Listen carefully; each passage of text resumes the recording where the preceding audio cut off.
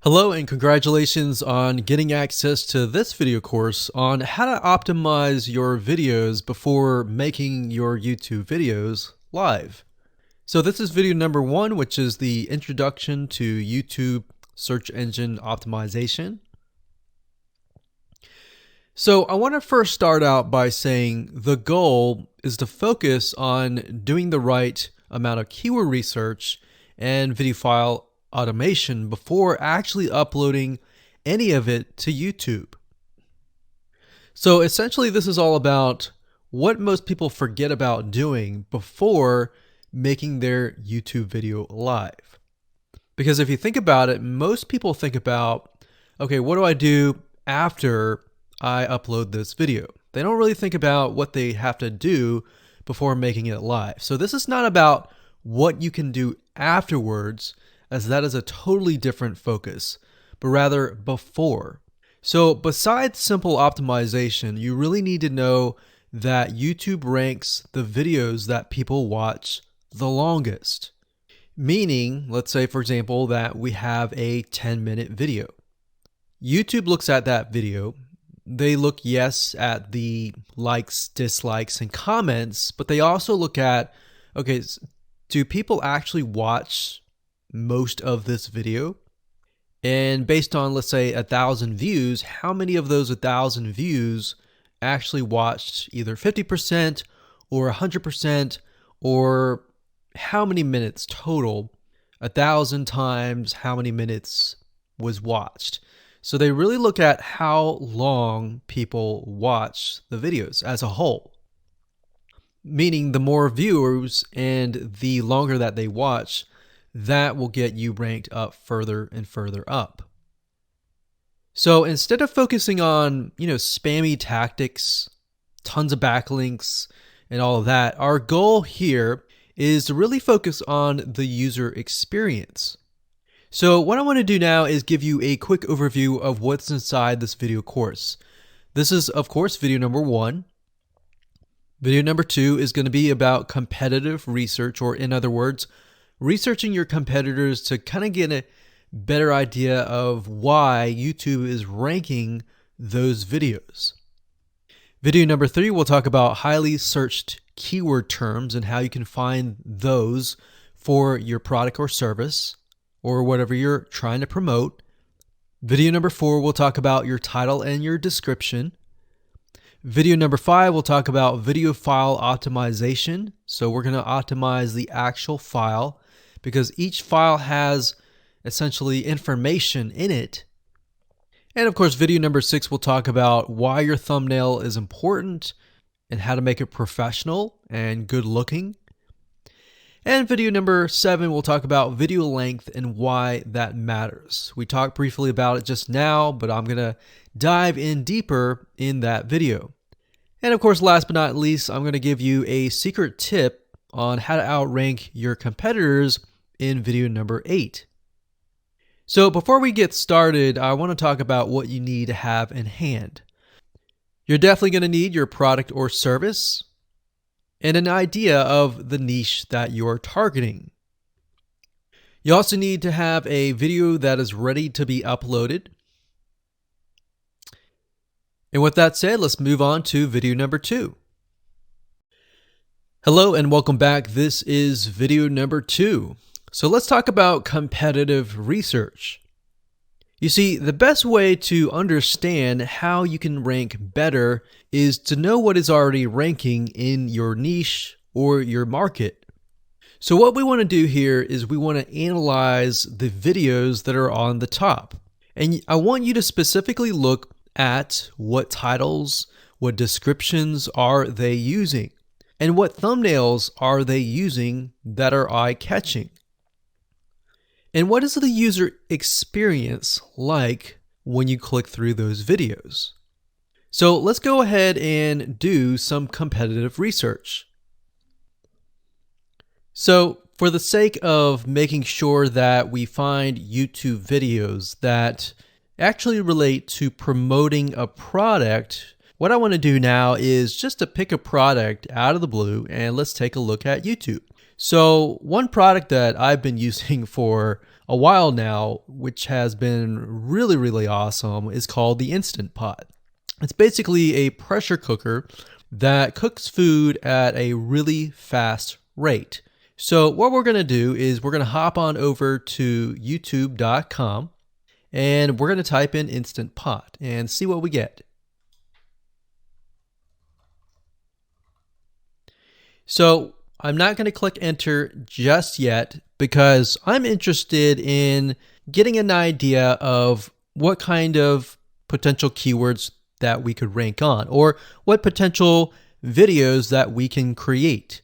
And we'll talk more about this in the next video. But for now, let's just do some basic keyword brainstorming and then, of course, do some competitive research. So Instant Pot, we got Instant Pot recipes, we got Instant Pot ribs, Instant Pot roast. So let's just click here and see what we get. Now we can see how to use Instant Pot has 316,000 views right here. Instant Pot chicken, top 6 easiest things to cook in your Instant Pot. Perfect for beginners. All right. So let's just take a look at the top 3. So let's go ahead and open those up. And let's analyze them. So the first one is this one here. And let's pause the video. We'll skip the ad. All right.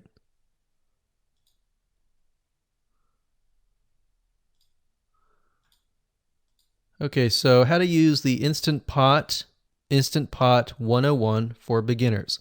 So if we think about the type of audience that the Instant Pot attracts, it attracts somebody who has a busy life, who may be a beginner at cooking and just wants a quick and easy meal done fast. So we can see that. So one thing that I like to do is I like to copy the titles to Notepad. Just kind of get an idea of what we're dealing with. So that's the title. Looks like she's promoting an Amazon affiliate link. We can see that here, Amazon.to. We've got Instant Pot hacks, Instant Pot yogurt, and all that. So what she's doing, it's very funny, but she may not realize she's doing this, but what she's using is a method called siloing. And she's basically telling YouTube, hey, not only do I have this video on Instant Pot, I've got Instant Pot hacks, yogurt, recipes, and other recipes. So let's just copy that in here. So that's video number 1. So we're going to rank it from video 1, video 2, and video 3. Let's scroll down a bit. We've got 373 comments.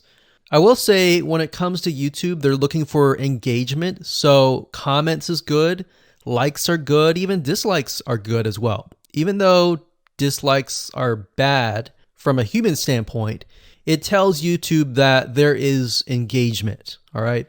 So sometimes we're going to be able to view, we can't do it here, but sometimes you'll actually be able to view more data. But for now, you can't hear. Now, we can actually dig deeper if we want to. So let's just take a look at Natural Brittany's YouTube channel. Because when you're doing competitive research on YouTube, it's not just that particular video. It's actually the whole YouTube channel as a whole. The authority that channel holds. So she has 116,000 subscribers. Click on the videos. She has a good amount of videos that talk about anything, looks like from cooking, from budgeting, from grocery, a lot of very similar videos. So let's scroll down. And now let's go ahead and take a look at the second highest ranking video. So if we go back over to here, and this is the Instant Pot chicken cook with me, meal planning, meal prepping, Sunday setup. So let's go here, take a look.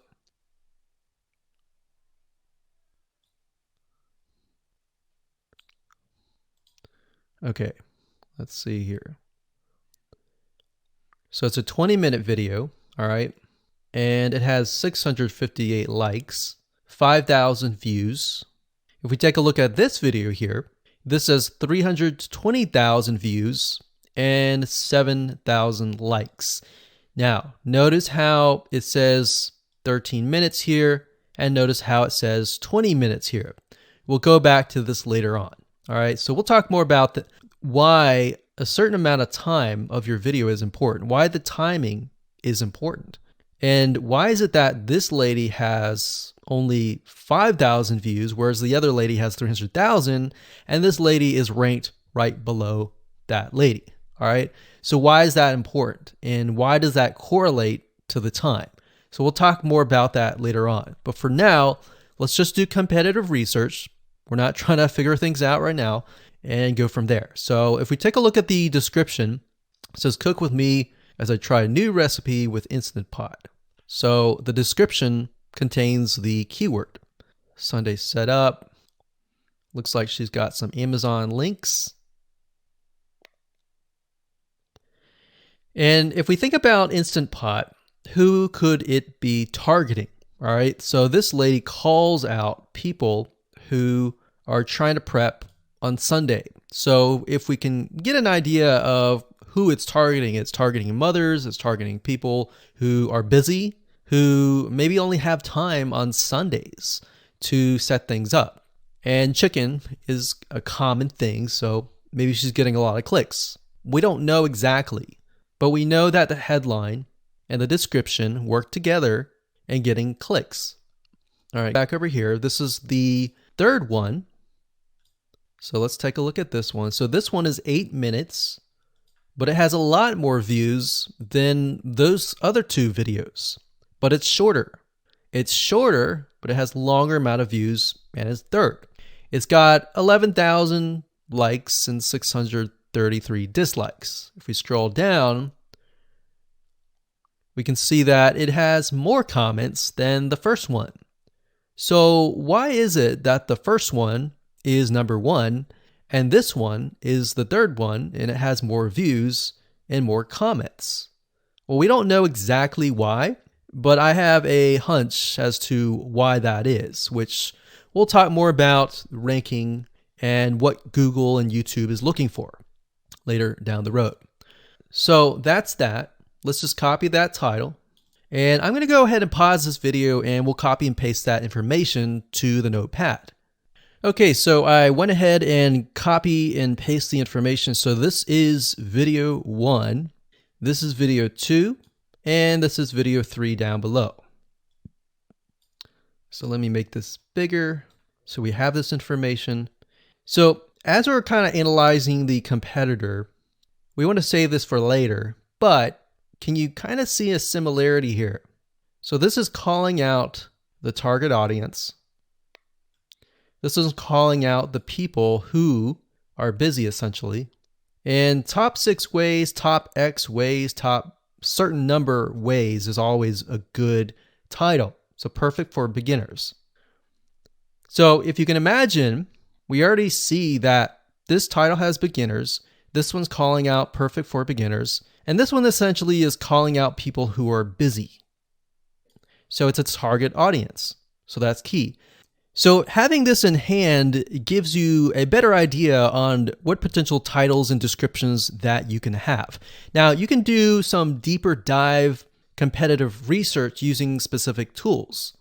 And one specific tool is called SocialBlade. So that's socialblade.com, as you can see here.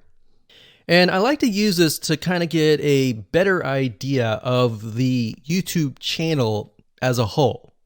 Because what you're trying to figure out is, did this person rank because their channel as a whole has a lot of traffic? Or did this person rank simply because of the titles and the description? So there's many factors that come involved, but let's take a look at Naturally Brittany. So let's go ahead and copy this. And you basically want to come here and type in the username of the YouTube channel. So we'll go ahead and click this here. Okay, so we can see here that this is Naturally Brittany, 116,000 subscribers. She's got 19 million video views. So that kind of gives us an idea of how easy it is to break through. Is it easy? Is it going to take a little bit work or what? So let's just go ahead and open her up, and let's do the same thing with the other videos. So this one is marriage and motherhood. We got that here. So she has 7 million video views. So it's about half of what we saw earlier. And this one is called Six Sisters Stuff. And this one has about 9 million video views.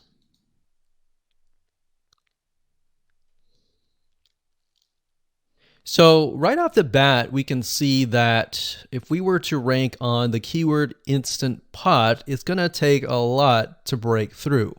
But the way we can break through is by using essentially subcategories of that keyword.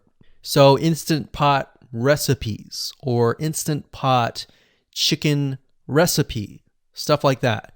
So we can see that each one of these has about 100 to 200,000 subscribers. So you're going to have to be competing against that. Now, obviously, if you have a good size YouTube channel, that will usually mean that you can break through fairly easily. But if you're just starting out, then breaking through on that keyword is going to be a little bit more difficult. So the next question is, what keywords should you use? And we'll discuss that in the next video.